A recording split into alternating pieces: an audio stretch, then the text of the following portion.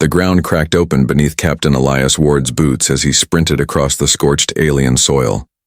Smoke clouded the sky, hiding the twin suns. Trees that once glowed with gentle blue light now lay blackened and burning. The peaceful planet of Valera had turned into a war zone in a matter of hours. He wasn't supposed to be here. The mission was to observe only. No contact, no interference. But when the explosions began and screams echoed through the forest, Elias made a choice. Small voice had drawn him into the chaos, fragile, desperate. It didn't speak his language, but fear needed no translation. He found her in a shattered clearing, trapped under debris, her white dress torn and stained. She wasn't human. Her skin shimmered with soft lavender tones, her long blue hair tangled around sharp ears, and her eyes, glowing silver, held a terror that stabbed through his chest. She was just a child. He dropped his weapon and knelt beside her, lifting the heavy rubble with trembling arms.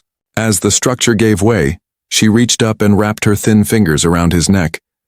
She didn't let go. Not when he picked her up. Not when the sky split again with another blast. Not even when the dust swallowed them whole. Elias ran. He didn't look back. Fire chased his shadow through the broken jungle and screams followed. He had no idea who was fighting. It didn't matter. The girl in his arms was the only thing that did. Hours passed before he found shelter. A half-collapsed cave on the edge of a rocky cliff gave them cover. The girl was unconscious now. Her breathing was shallow. Elias tore off a strip from his sleeve and wrapped it around the gash on her arm. He had no med kit, just instinct and hope. And hope was all he had left. He didn't sleep. The night on Valera was too quiet. No insects, no wind. Just the low hum of distant machines and the weight of his mistake. Breaking protocol would cost him everything, but if breaking it meant saving her, he'd do it again. Morning came with a soft blue light. The girl stirred. Her eyes blinked open, dazed and wet with tears. She looked up at him, then sat up slowly, whispering something in her native tongue. Elias didn't understand, but her gaze softened. She wasn't afraid anymore. A shadow fell over the cave entrance. Elias grabbed a rock, heart racing, and stood. A tall figure stepped into the light. She was majestic and terrifying. The same blue hair, the same silver eyes, but older, stronger. A crown of woven crystal circled her head. Armor of living metal shifted across her shoulders. She was the girl's mother. Elias stepped back, unsure what to say or do. The queen looked down at her daughter, who reached out with both hands and said one word. A single word that stopped the queen's breath and widened her eyes. She looked at Elias then, not with anger, not with suspicion, but with something else. A strange calm. "You saved my daughter from death," she said slowly in broken English. "And by our law, human, you must take us both." Elias froze. He hadn't even spoken yet. His mouth opened, then closed again. "I do not speak lightly," the queen added. "The one who saves the blood of the crown is bound by oath. You are now chosen. You will not return alone." Thunder rolled across the horizon. Drops of silver, rain began to fall. Elias stared at the alien queen as her daughter leaned against his chest. He came here alone, a quiet observer. But now he was at the center of something far larger, and he had no idea what was coming next. Elias didn't move. His muscles were locked, his mind racing. The queen stood tall in front of him, her silver eyes fixed on his. She didn't blink. She didn't smile. She simply waited. The girl beside him clung to his side, no longer scared but strangely calm.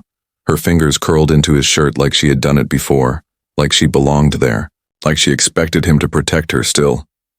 The silence stretched until Elias finally found his voice. "What do you mean, both of you?" The queen stepped forward. Her armor shifted with a soft chime. She spoke slowly, carefully shaping each word in English like she was choosing them from memory. "My name is Sayalari. I am queen of the Valerian crest. You saved my daughter. That means our bond is sealed. You are now the protector of my bloodline. and that includes me. Elias shook his head. I didn't do it for a reward, I just couldn't leave her there. Intent does not matter, Sayalari said. Only action. Lightning flickered behind her in the distant sky. The clouds were no longer smoke. They were gathering, forming the shape of something unnatural. A storm that felt alive. We need to leave this place, the Queen continued. Others are coming, they will not care that you saved her. They only see a human who broke through our shield and touched the royal line. I didn't break anything, Elias said. I was dropped here. My ship took damage. I had no choice. Then fate made the choice for you. She replied. Sayalari turned, signaling with her hand. A creature stepped out of the forest. It was tall and sleek, like a feline with feathers and glowing eyes. It lowered itself, waiting to be mounted. Elias stared at it, unsure if it would let him close. The Queen looked at him again. Take the child. Ride with me. We will return to the highlands. There, the council will decide the rest. Elias lifted the girl, who was already half asleep, in his arms. He stepped slowly toward the beast. Its eyes met his, unblinking. He expected a growl, a snarl, something wild, but instead it bowed its head. They climbed on. The creature rose smoothly and began to run through the trees, fast and silent. The jungle blurred around them. Elias could feel the heartbeat of the animal under him, steady and strong. He looked over at Sayalari. Her hair moved with the wind, and her expression was unreadable. Not angry, not grateful. Just watching him, like she was still trying to decide what he truly was. Why would your law say I must take you too? He asked. There are old codes, she said. Before your species rose, our ancestors shaped the rules of survival. The one who risks all to save the royal child binds their soul to the Queen. We become one, in life, in duty. Elias frowned. That sounds like marriage. Sayalari didn't answer at first. Her gaze returned to the storm chasing the horizon behind them. Our law is older than your word for it. But yes, it is union. He was quiet for a long time. I didn't come here for this. And yet you are here, she said. The creature slowed as cliffs came into view. Great towers made of living stone stood ahead, rising into the sky like fingers of a giant. Lights glowed from within the rocks. Bridges of crystal connected the cliffs. Alien birds flew past, their wings trailing sparks. As they crossed the final ridge, Elias looked down and saw thousands waiting. Warriors in silver armor, elders with staffs of light, and above them all, a glowing throne carved into the mountain. Face. He didn't know what to expect, but it was clear now. His life would never be the same again. The throne room was silent as Elias stepped forward. The glow from the crystal walls lit his face while hundreds of alien eyes stared down at him. The Valyrian council stood in a curved line on the stone terrace above, watching the human with cold interest. He held the little girl close. She had fallen asleep again, trusting him more than the guards who waited nearby. Queen Sayalari walked beside him, tall and proud, her presence commanding the room even before she spoke. One of the council members finally raised his voice. It echoed across the chamber like a drum. You bring a human to the crest, Queen Sayalari. That alone is dangerous. But claiming him as your bound protector, that risks everything. Elias stood still. He didn't understand all of it, but the message was clear. They didn't want him there. Sayalari's voice was calm. He did not seek this. He acted when your soldiers ran. He lifted my daughter from death. Our laws speak clearly. The bond is sealed. Another elder, a female with a golden crown, stepped forward. Then let him prove his worth. If this human is to remain, he must face the trials of the first flame. Elias looked up. Trials? What kind of trials? You will face what we face, Sayalari said softly. Our world is not kind. Even our own are tested before they are accepted. If you survive the trial, you will not only earn their respect, you will earn your place. And if I don't? They will erase your presence from this planet. The weight of her words hit him like a punch. He looked around the room. Nobody looked surprised. Nobody looked worried. To them, he was just a temporary visitor, a mistake, a threat. But the girl still slept against his shoulder. Elias slowly nodded. Fine, I'll do it. The council didn't clap. They only turned and walked away one by one. Their silence meant the test was accepted. Later, as the sun set behind the cliffs, Sayalari led Elias through the high fortress. The halls were carved from glowing crystal veins. Strange symbols moved across the walls like drifting water. Alien music echoed faintly from deeper rooms. Elias finally asked, "Why do they hate me so much?" "They do not hate you," she replied. "They fear you." "I didn't come here to be feared. I didn't even come here by choice." "Fear is not always born from hate," she said. "Sometimes it's born from prophecy." Elias stopped. "What prophecy?" Sayalari hesitated, then faced him fully. "There is an ancient belief that a foreign flame will walk among us. A being not a Valera, but one who burns bright with a soul of resistance. That soul will either unite our people or bring our end. And they think that's me? They think it could be." Elias looked down. He didn't feel like a flame. He felt like a man lost in a storm, but something inside him refused to give up. He didn't know what tomorrow's trial would be, but he wasn't going to run. Not while that little girl trusted him. Not while this strange queen stood by his side when she could have left him behind. They arrived at a small chamber. Sayalari opened the door. Inside was a sleeping platform, a basin of glowing water, and clothes that shimmered like silver leaves. "You will rest here," she said. "At dawn, the trial begins. If you survive, they will listen. If you fall, I will remember." Elias nodded and stepped inside.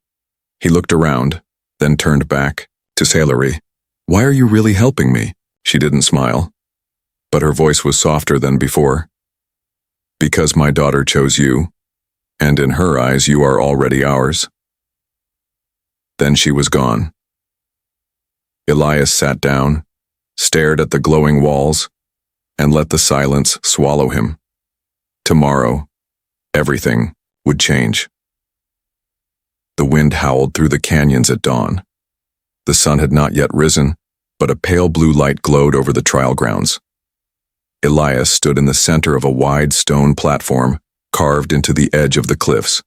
Strange symbols circled him. They pulsed faintly under his feet like a heartbeat. Hundreds had gathered to watch. Warriors, elders, and children of Valera filled the towering terraces above. Even the trees seemed to lean in, their crystal leaves humming with quiet energy. Elias felt the weight of every eye.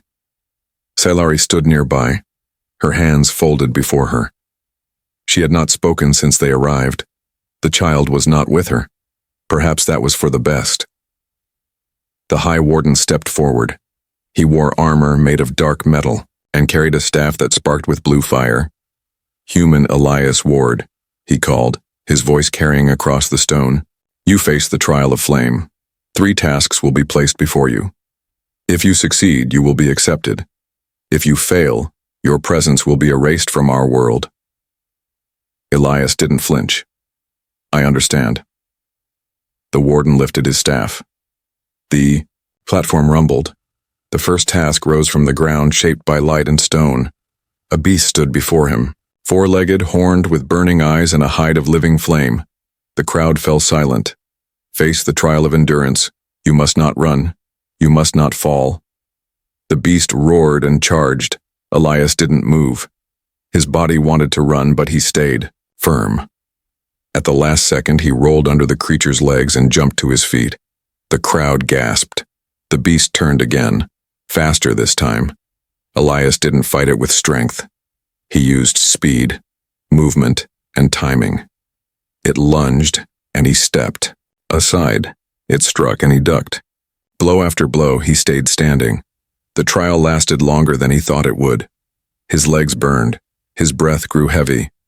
But he didn't fall, and he didn't run. The beast vanished in a burst of flame. The platform cooled. A murmur ran through the crowd. Not applause, but not silence either. The High Warden spoke again. You endure. Now comes the trial of heart. A second challenge formed before him. This time it wasn't a beast. It was a memory. The jungle he had escaped returned, recreated in light. The fires, the screams, the little girl crying under rubble. And this time, he saw her mother, Queen, Salary, trapped under fallen stone nearby. He heard her voice now, calling for help.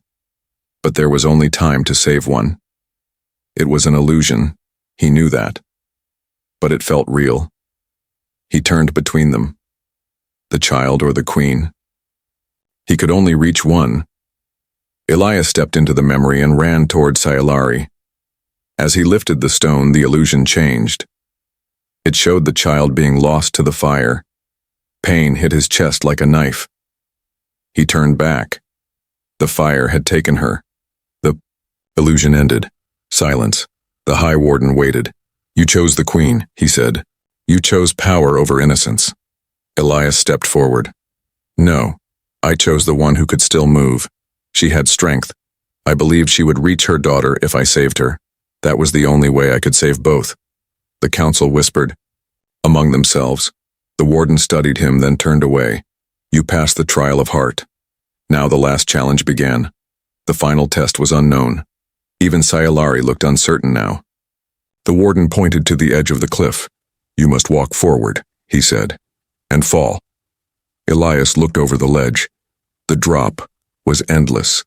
A sea of clouds hid whatever lay below. Trust is the final trial. Trust our world. Trust your place here. Elias stepped forward without hesitation. He fell. The wind screamed in his ears.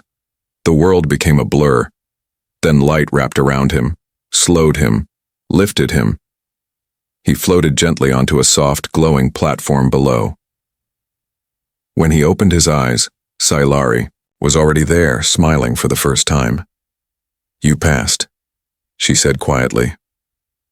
Elias looked around. The people above were cheering now. The cold stares had changed. The fear was breaking. He had earned his place. But he knew this was only the beginning. For the first time since Elias had arrived on Valera, the people looked at him without suspicion.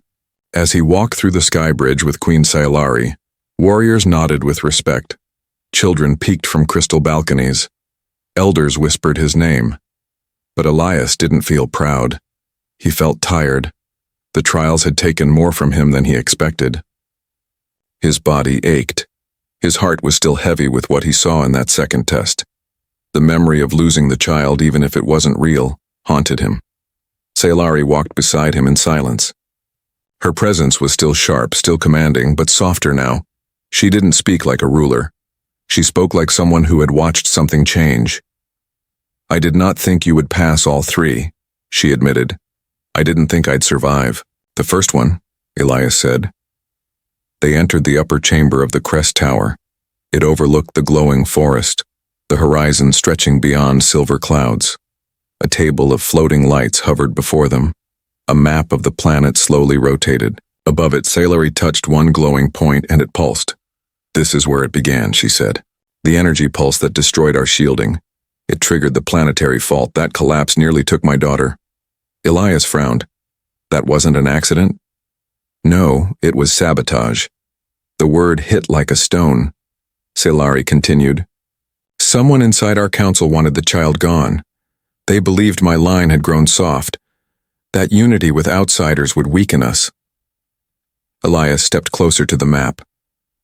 And now that I'm part of your line, it gets worse for you. Yes, you are the symbol they fear, the outsider who didn't run, the one who touched the crown and lived. Elias rubbed his jaw. So what happens now? I take a few bows, wave at the people, and then disappear into your history books? Sayalari shook her head. Now you lead. He turned to her, confused. You will be the one to bring the child forward when she comes of age.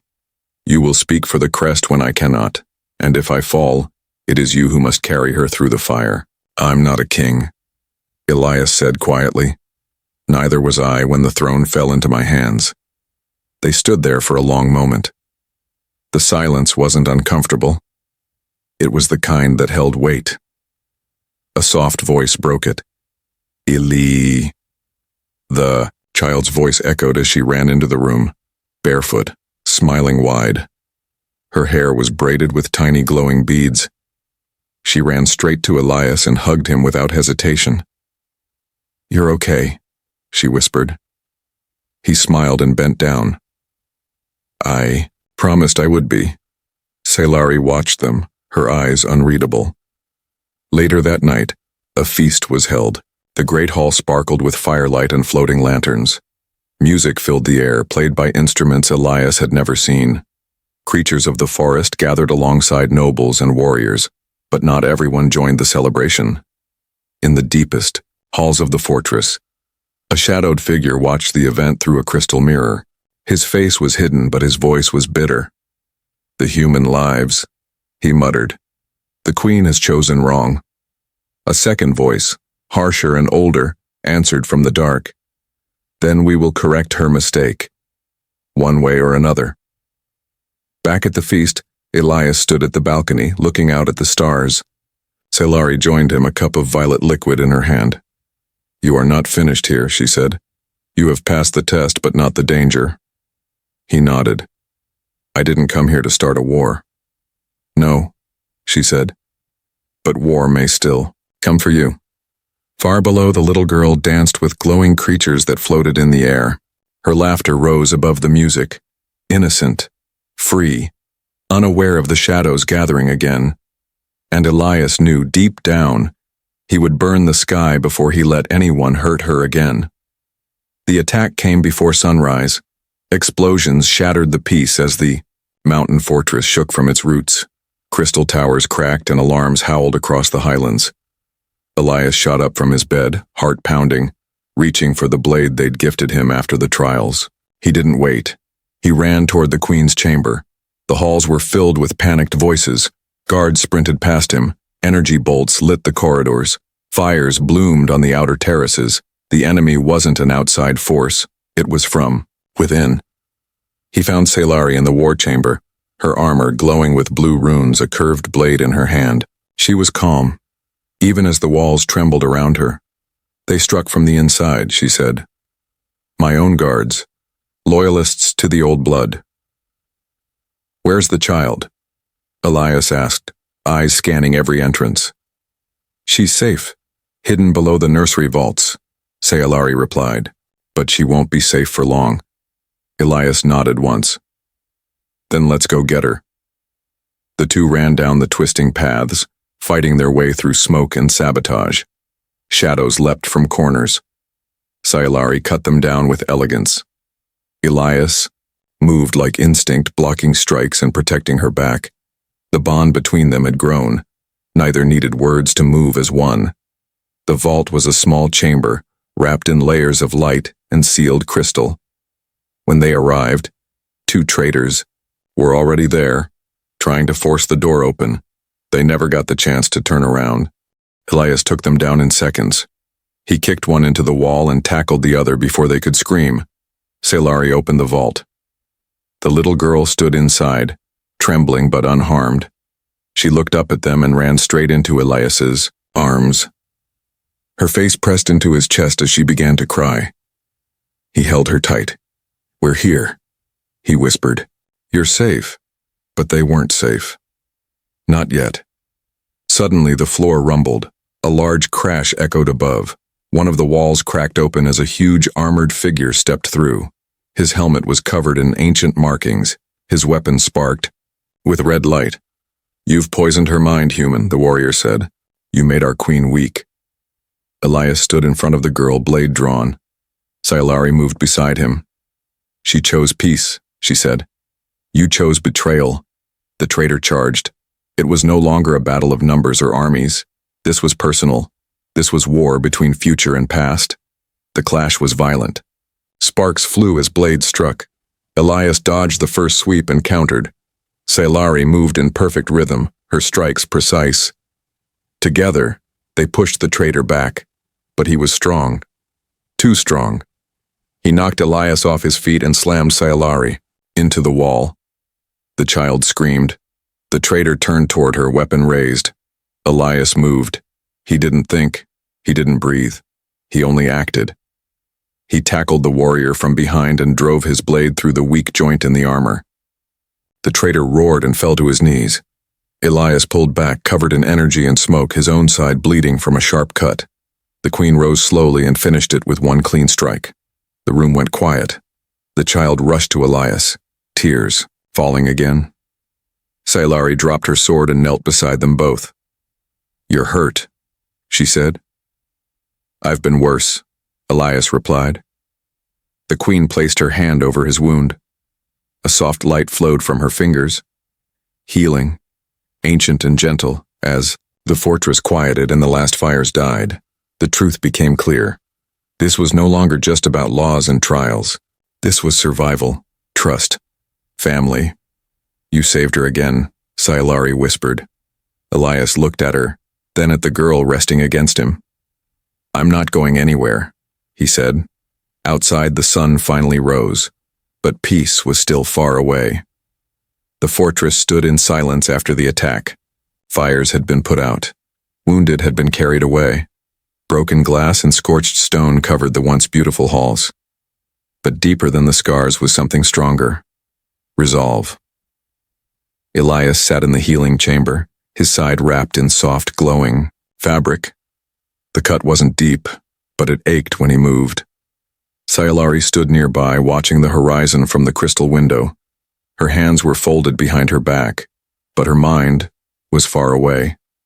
"They won't stop," Elias said softly. "Will they?" "No," she replied. "They will come again, in greater numbers, with stronger lies." He nodded. "Then we prepare." She turned to him. "You still don't understand what your presence means. They don't just fear you. They fear change. They fear the idea that someone outside our world could be part of it." Elias stood, ignoring the sting in his ribs. "Then let them fear me. I didn't come here for politics or power. I came because a child cried for help. That's all. And I'll keep protecting her, with or without their approval." Sayalari stepped closer. "That is what makes you dangerous. You act from the heart, not tradition." He looked into her eyes. "And you? What do you act from?" There was a long pause. "From the moment you carried her through fire," she said, "I stopped seeing you as a stranger." Outside, the courtyard was being rebuilt. Warriors trained in silence. Engineers repaired the shield towers. But in the shadows of the far spires, others watched. The same hooded figure who had spoken in the dark chambers stood on a ledge, his face still hidden. Another robed figure joined him. "He is too deeply tied to them now," the second one said. The first nodded.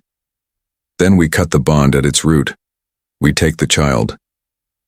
Back inside, the little girl was asleep in her chamber, guarded by 2 elite soldiers. She smiled in her sleep, unaware of the storm building again. Sayalari gathered her council that evening. Elias stood beside her, not as an outsider now, but as part of the throne. One of the council elders who had once doubted him now looked at him with cautious respect. "We must root out the traitors," Sayalari declared. "And we must do it before they reach her again," Elias added. "They will use fear, lies, maybe even some of your own to turn against you." "We're already divided," another elder muttered. "This will tear us apart." "Then maybe it's time to rebuild something stronger," Elias said. "Not with old rules, but with truth, trust. The future is already here. She's 5 years old and sleeps behind crystal walls. What kind of world will she wake up to?" That question settled the room into silence. Later, Sayalari and Elias walked alone through the upper gardens. The sky had turned deep violet. Stars pulsed above, and floating lights hovered between the alien plants. Sayalari stopped near a glowing tree. "There's a ceremony, a ritual of acceptance. If performed, it seals you as a true guardian of the royal line. Even the council cannot break it. Elias looked at her. And if I take it, what happens? We become bound, not just by law, by spirit. You will share the burden of my house. My enemies become yours, and your fate becomes hers. Elias breathed deeply. The scent of the garden was sharp, electric. The air was still. The choice was heavy. I never asked for this, he said. I never asked to trust a human, she replied. But here we are. He looked toward the sleeping city below, then back at her. Then let's finish what we started. Sailari nodded. At dawn, the ritual begins. But neither of them knew that the traitors had already made their move, that the girl was no longer safe, and that by the time the stars faded, everything would change again. The sun had not yet risen when the alarm screamed again. Elias was already awake. He stood near the ceremonial chamber, dressed in Valyrian, robes woven with silver thread. His blade was strapped to his side, not as a symbol of war, but as a reminder. He had survived too much to be caught off guard again, but even he wasn't ready for this. Sailari burst into the room, breath sharp, eyes fierce. She's gone, she said. They've taken her. Elias didn't speak. He moved, down the halls, past the stunned guards, toward the vaults. The child's room had been shattered from beneath. The floor was cracked. The energy shield melted. 2 elite guards lay unconscious, still breathing. They'd come prepared. Sailari caught up to him at the cliffside overlook. Her voice was hard. A small transport was seen leaving the inner caverns. They used a mining path. They're heading toward the dead expanse. Elias grabbed a tracker and nodded. Then so are we. The 2 rode out on swift beasts of light hide and energy claws.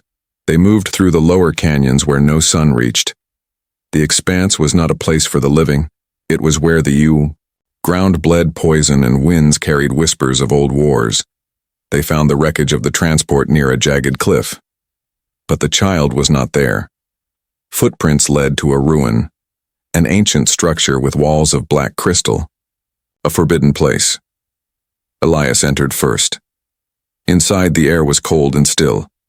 Shadows moved even when nothing did. The walls pulsed with memory, showing scenes of old battles. At the center stood the hooded traitor, holding the girl tightly. She didn't cry. She looked at Elias with silent hope.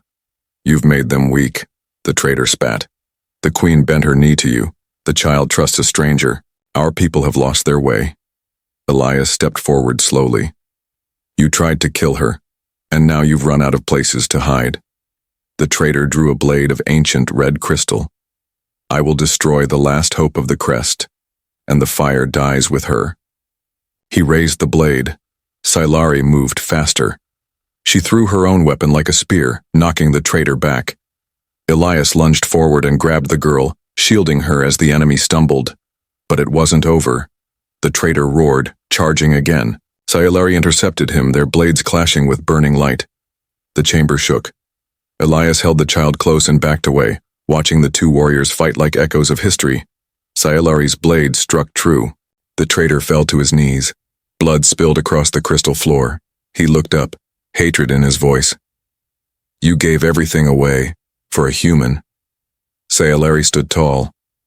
No, I gave it away for hope. Then silence. The traitor collapsed. Later, back at the crest, the people gathered once more. Word had spread of the rescue, the betrayal, the queen's battle, and of the human who brought their child back once again. In the heart of the great hall, Sailari stood beside Elias. The child held both their hands. The ritual of binding was completed in the eyes of the people, not as a symbol of ownership but of shared trust. The bond was sealed with light and fire, ancient magic woven through heart and choice. Elias looked out across the crowd. No longer a stranger, no longer alone. Sailari spoke to him quietly. You came here by accident, but you stayed by decision. I stayed for her, he said, looking at the child. And maybe for you. She smiled faintly. then stay as one of us. The stars above shifted. The future of Valira had changed, not through war, not through fear, but through one human who refused to walk away, and by their ancient law, he would never be alone again.